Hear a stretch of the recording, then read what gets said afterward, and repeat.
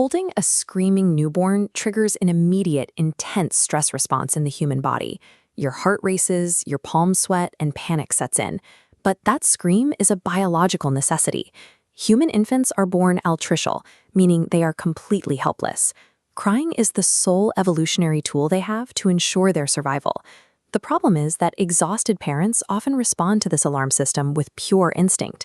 Meanwhile, infant biology demands highly specific mechanical and sensory inputs to reach a state of calm. Effective soothing involves identifying and correcting specific biological mismatches between the baby and their environment. Research into infant physiology has established a series of protocols that allow caregivers to approach these high-stress moments as a sequence of solvable mechanical problems. The first major mismatch usually happens right at the start of the feeding cycle. Most parents wait for their baby to cry before deciding it is time to feed them. In reality, crying is a late-stage distress signal that makes feeding more difficult. Infants display subtle behaviors much earlier, such as rooting their heads or chewing on their fists. Missing these early signals often leads to a frantic feeding process where physics works against the parent. When a bottle is shaken aggressively, it forms a dense matrix of trapped air bubbles. Swirling gently allows them to pop. If swallowed, this air travels to the intestines. Here, the expanding bubble puts outward pressure on the intestinal wall, mimicking severe colic pain. You can minimize this air intake mechanically. Use angle neck bottles to keep the nipple full of liquid, and feed the baby before they start wailing and gulping air. If the gas is already trapped, physical interventions can help. Laying the baby on their back and gently bicycling their legs helps them coordinate their undeveloped inguinal musculature, allowing them to pass the gas instead of just clenching. Anticipating hunger and managing the fluid dynamics of the bottle can prevent the majority of these digestive meltdowns before they begin.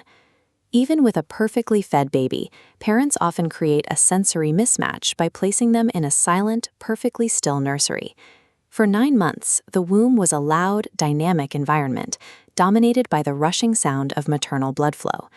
Total silence is entirely foreign to a newborn. Loud, rhythmic shushing, or targeted white noise, is effective because it closely mimics the specific decibel level and audio frequency of the placenta. Motion is equally important.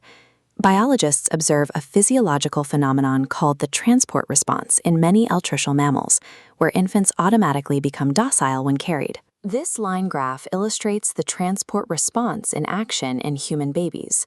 Notice how the baby's elevated heart rate instantly plummets into a stable, low rhythm the exact moment the parent transitions from sitting down to walking around. Creating a calming environment requires leaving behind the idea of peace and quiet. You must actively reconstruct the sensory intensity and physical motion of the womb. Of course, the most notorious trap is successfully soothing a baby to sleep, only to have their eyes instantly snap wide open the very second they touch the soft crib mattress. Physiological studies show that a sudden loss of physical contact spikes the baby's heart rate, immediately pulling them out of a fragile sleep state. Avoiding this requires a scientifically tested timeline. The first phase is to walk with the baby for 5 straight minutes to fully initiate the transport response. The critical second phase, the one most often missed, is to then sit down and hold the sleeping baby for an additional 5 to 8 minutes. This sleep cycle chart highlights why that seated holding period acts as a crucial buffer. Within this specific 5 to 8 minute window, the baby's brainwave activity visibly shifts from rapid, shallow spikes into smooth, slow-wave deep sleep. Successfully transferring a baby to a crib relies entirely on executing this precise biological sequence with strict timing, rather than relying on how gently you can lay them down.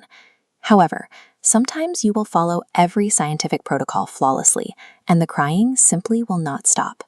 You have to watch for clear medical red flags. If the crying is accompanied by a fever over 100.4 degrees, a lack of wet diapers, or vomiting, the cry is a symptom of clinical illness that requires a doctor. If the baby is medically cleared but remains inconsolable, the focus must shift to your own psychology.